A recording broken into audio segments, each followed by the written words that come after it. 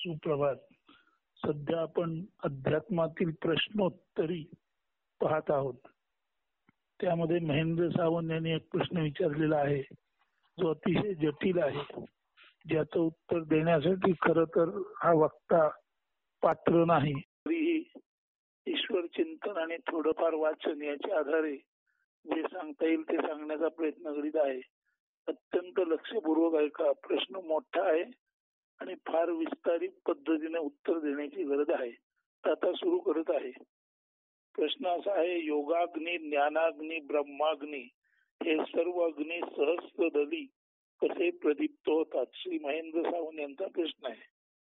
आता या प्रश्नाचं उत्तर देताना प्रथम शरीरातील सप्तचक्रे, नंतर शरीरात ती असलेली स्थानं, त्या चक्राच्या देवता आणि त्या देवांचा लोक, म्हणजे जसा विष्णू लोक, ब्रह्मलोक म्हणतात तसा लोक म्हणजे त्या देवता कुठे राहतात याचा विचार करू. एक आहे मूलाधार चक्र, हे शरीराच्या गुदस्थानी असते.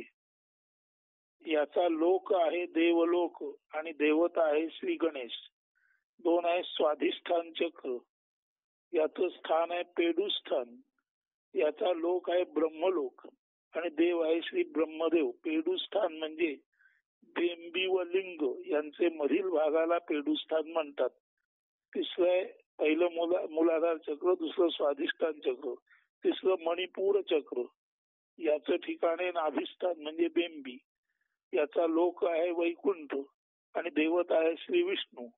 चौथा आहे अनाहत चक्र, याचं स्थान आहे हृदय म्हणजे हृदय. लोक आहे कैलास आणि देवता आहे श्री शिव.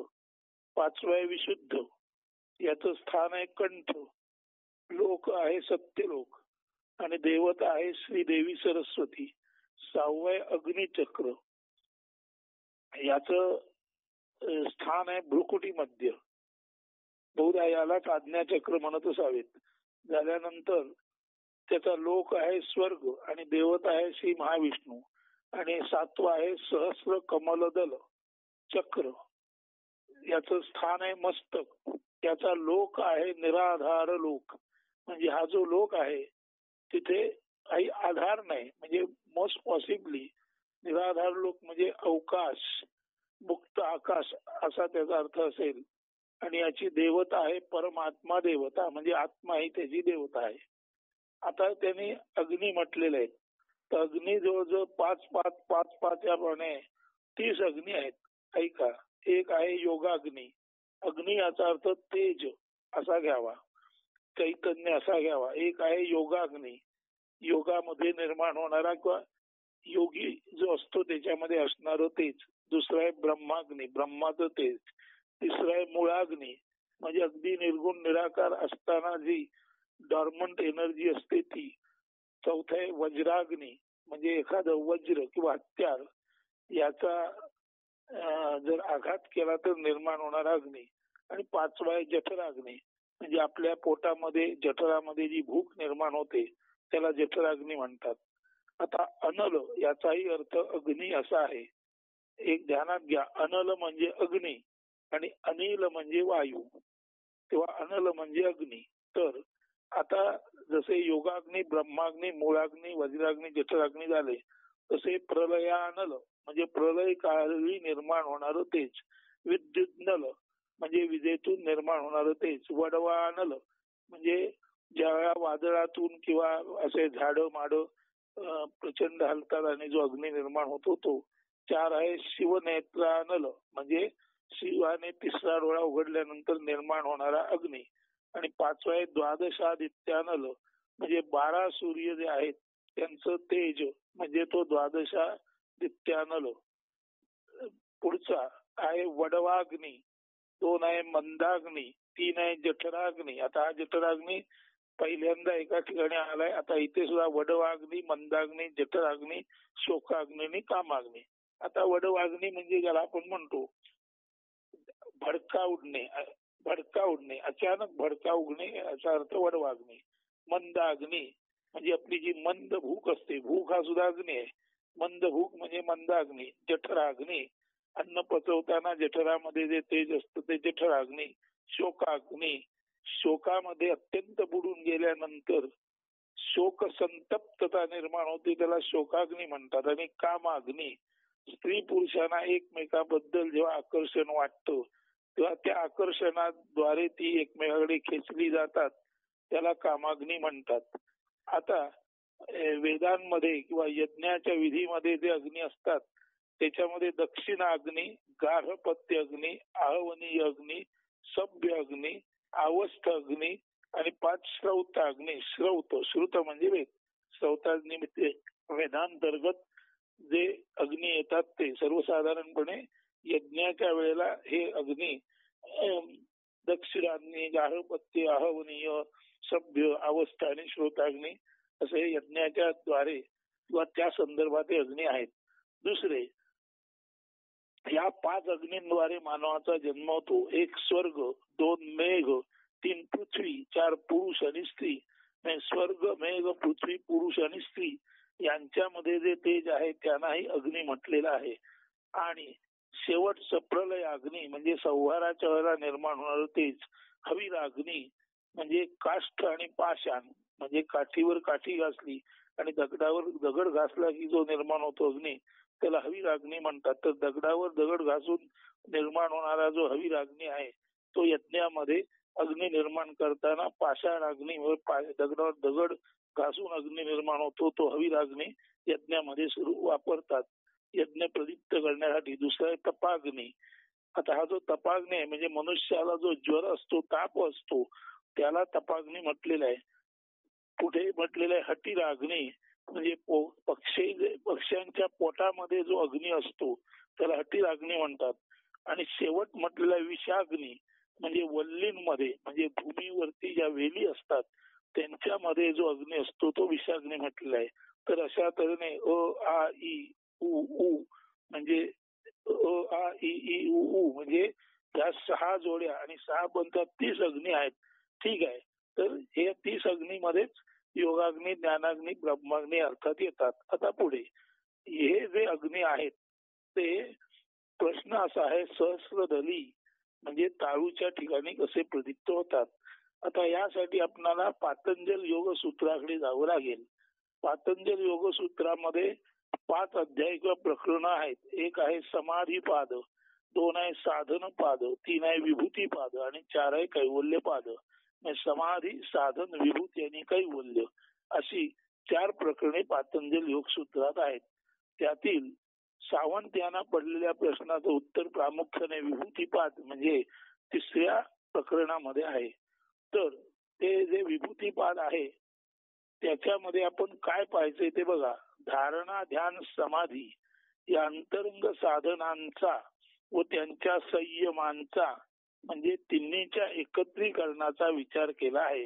विभूतीपादामध्ये धारणा म्हणजे काय, ध्यान म्हणजे काय, समाधी म्हणजे काय आणि या तिन्ही अवस्था एकत्रितपणे कशा कार्यरत होतात ज्याला संयम म्हणतात त्याचा विचार विभूतीपादात केलेला आहे.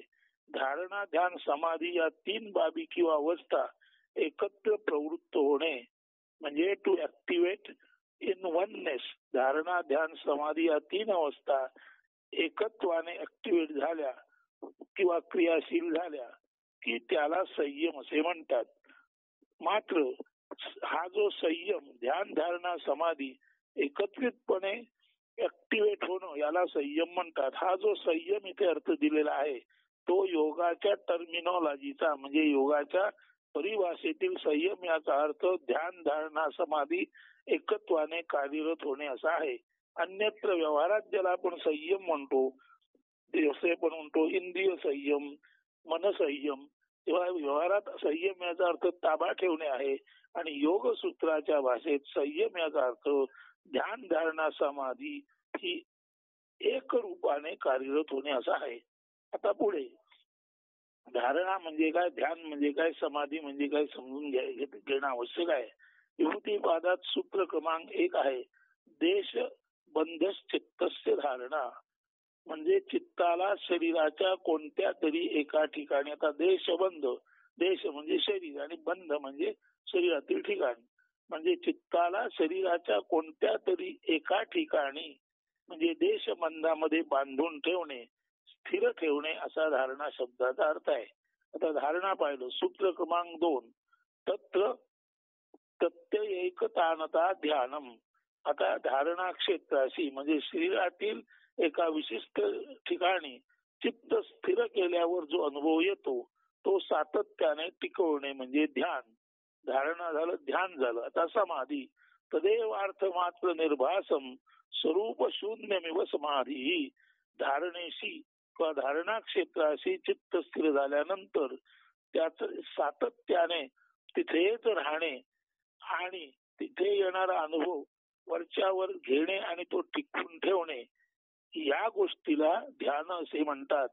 धारणेशी चित्त स्थिर झाल्यानंतर तेथे येणारा अनुभव सातत्याने घेत राहणे आणि तो टिकवून ठेवणे या अवस्थेला ध्यान म्हणतात.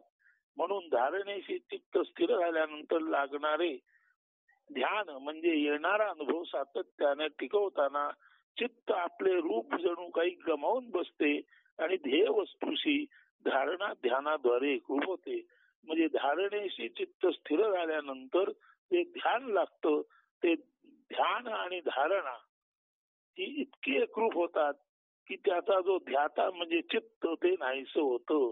म्हणजे धारणेशी धारणा आणि ध्यान यांचा विचार करता करता ध्यान करणारं चित्त जेव्हा नाहीसं होतं, चित्त राहत नाही, चित्ताचं भान राहत नाही, अशा या चित्ताच्या हरविलेल्या अवस्थेला म्हणजे लॉस्ट फेज ऑफ माइंड समाधी असं म्हणतात.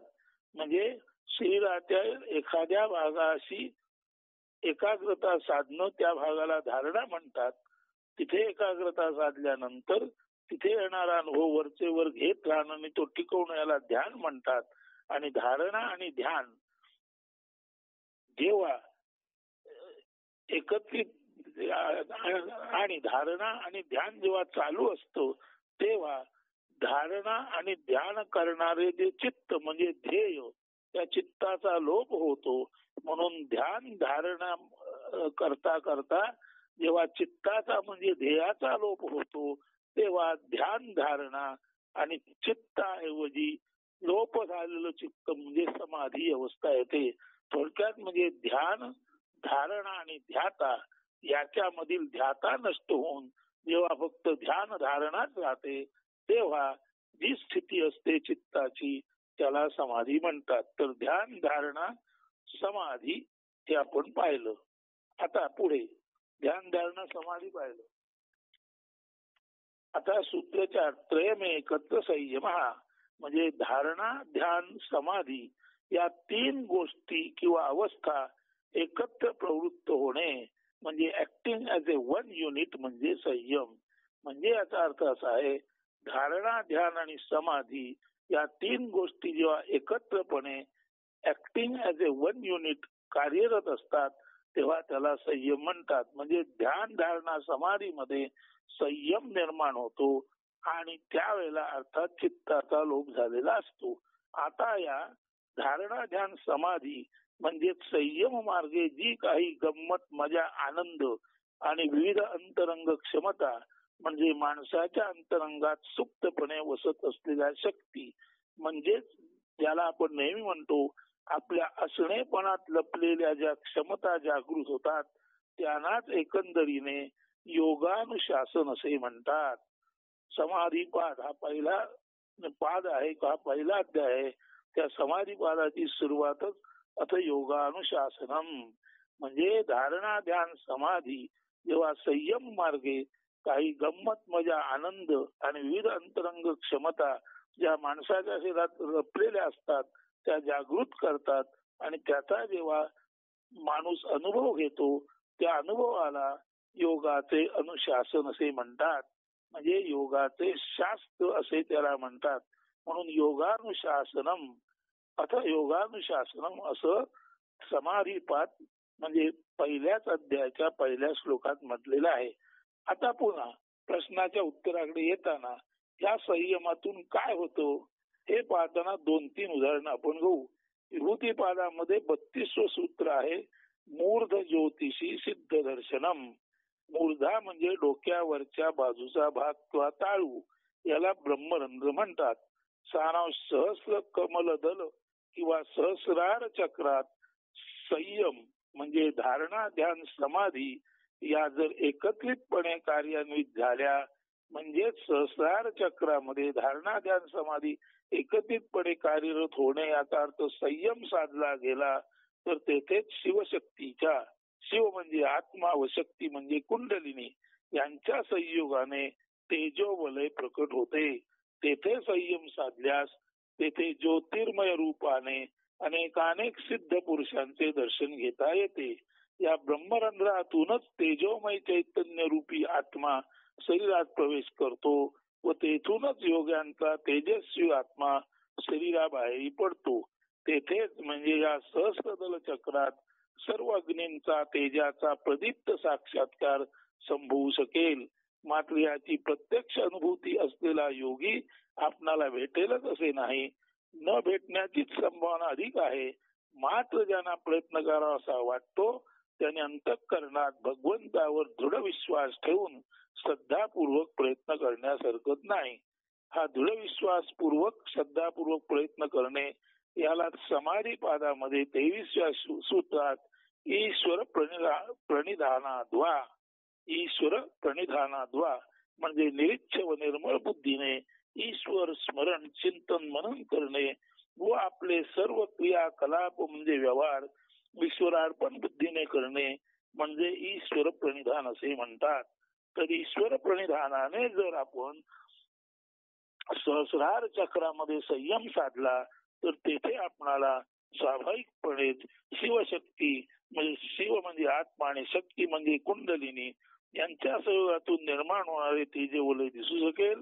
तेथूनच सिद्ध पुरुष शरीराबाहेर जातात आणि त्या सहस्रार चक्रातूनच जन्माला येताना सिद्ध पुरुष त्या चक्रातूनच म्हणजे ब्रह्मरंध्रातूनच जन्माला येताना आत येतात आणि देह टाकताना त्या ब्रह्मरंध्रातूनच ते बाहेर जातात. म्हणून अशा ठिकाणी आपणाला अनेकानेक सिद्ध पुरुषांचेही दर्शन होऊ शकते. मात्र यासाठी सहस्रार चक्रावर संयम साधता आला पाहिजे आणि तो साधताना ईश्वर प्रणिधान आवश्यक आहे. पुढचं 34वं सूत्र असं आहे, हृदये चित्त संवित. हृदय हे कुर्माकार म्हणजे कासवाच्या आकारासारखे आहे.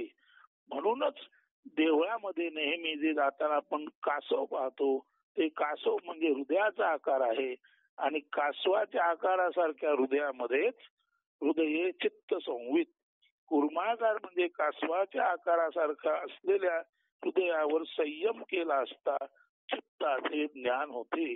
चित्ताची अहम ही जाणीव प्रथम हृदयात म्हणजे हृदकोशात निर्माण होते. चित्ताचे सर्व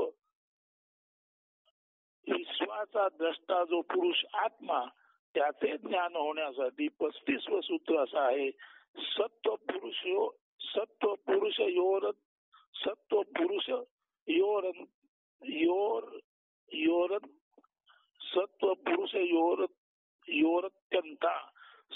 पुरुष योरत्यंता संकीर्णयो प्रत्यया विशेषो भोग परार्थत्वात स्वार्थ संयमात पुरुष ज्ञानम. सत्व म्हणजे अंतःकरण आणि पुरुष म्हणजे आत्मा हे वस्तुतः अत्यंत असंकीर्ण म्हणजे भिन्न आहेत. मात्र त्या भिन्नतेचा अनुभव न येणे याला भोग म्हणतात. म्हणजे भोग म्हणजे अंतःकरणात मीपणाचे स्फुरण होणे याला भोग म्हणतात. हे मीपणाचे स्फुरण जेथे होते तेथे म्हणजे अंतःकरणात संयम म्हणजे एकाग्रतेने ईश्वराचे चिंतन केल्यास पुरुषाचे म्हणजे आत्म्याचे ज्ञान होऊ शकते. आत्मा चित्तापेक्षा वेगळा असून तो चैतन्य रूप आहे याचे यथार्थ ज्ञान अंतःकरणावर संयम साधल्यास मिळू शकते. म्हणूनच धारणा साधना समाधी जर अंतःकरणात म्हणजे अंतःकरण रूपी धारणा क्षेत्रात एकत्वाने कार्यरत होऊन म्हणजे संयम साधून शक्य झाली तर आत्मज्ञानाबरोबर अन्यही सिद्धी सहज प्राप्त होतात. मात्र सिद्धी या क्षुद्र असल्याने त्यांचा नाद त्या मिळाल्या तरीही टाकून केवळ आणि केवळ आत्मपंथी आत्ममार्गीच उत्तम केवळ आणि केवळ आत्मपंथी किंवा आत्ममार्गीच असावे हे उत्तम साधकाचे लक्षण होय. म्हणून शेवटी असं म्हणून हा विषय संपवतो आत्मभेटी होई तोची संत मार्ग, धरावा सर्वांनी ऐसा नारायण मार्ग, टाका सिद्धी असा स्वयंसिद्ध आपण, पुनः पुन्हा विनवी तुम्हा हा किंचित नारायण.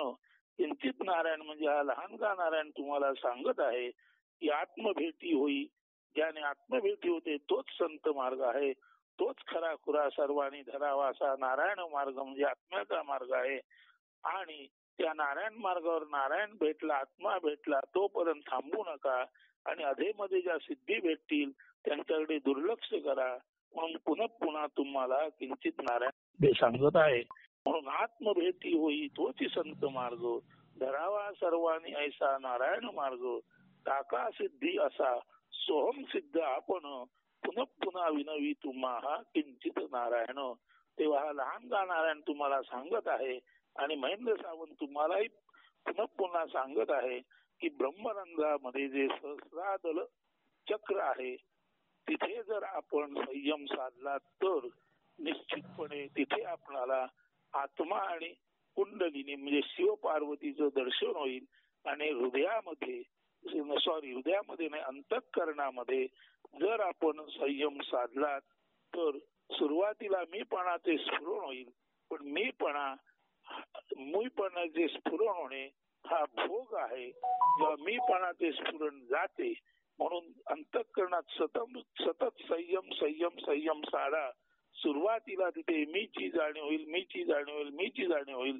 जेव्हा संयम अत्यंत दृढतम होईल, जेव्हा संयम अत्यंत टोकाचा शिखराचा होईल, तेव्हा तिथे मी जाईल आणि आत्म्याचे ज्ञान होईल. आणि आत्मा हाच तो चैत्य पुरुष आहे.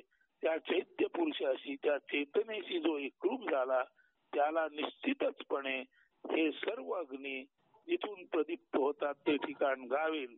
त्यासाठी प्रथम हृदयामध्ये संयम, प्रथम अंतःकरणामध्ये संयम साधून हृदयातील परमेश्वराचे आत्म्याचे ज्ञान करून घ्या आणि त्यानंतर सहस्रादल चक्रामध्ये संयम साधून तेथेच सर्व अग्नी सम्मिलित झालेले आहेत. तेथेच सर्व अग्नी एकमेळ रूपे आहेत आणि तेथेच सर्व अग्नींचं चलन वलन किंवा ज्याला आपण ज्वलन आणि शमन होतं हे समजून घ्या. प्रयत्न करा. प्रयत्नांती परमेश्वर म्हणजे नीट अभ्यास केला तर निश्चितच आपणाला या मार्गामध्ये काही ना काही प्रगती करता येईल. आता हे जो हा सांगत आहे तुम्हाला त्याची योग मार्गामध्ये प्रगती अजिबात झालेली नाही, त्याचा योग मार्गाचा अजिबात अभ्यास नाही, परंतु केवळ आणि केवळ ईश्वरी चिंतन आणि वेगवेगळ्या पद्धतीने आत्मा परमात्मा याचं ज्ञान आणि त्याचं निधिध्यासन करता करता त्याला हे जे स्फुरलेलं आहे ते पतंजल योग सूत्राचा आधार घेऊन त्याने आपणासमोर मांडले आहे.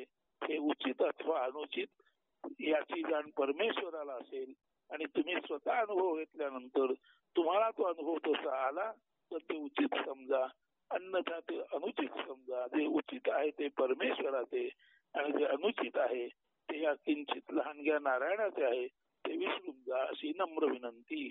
हे आपल्या प्रश्नाचं उत्तर. धन्यवाद.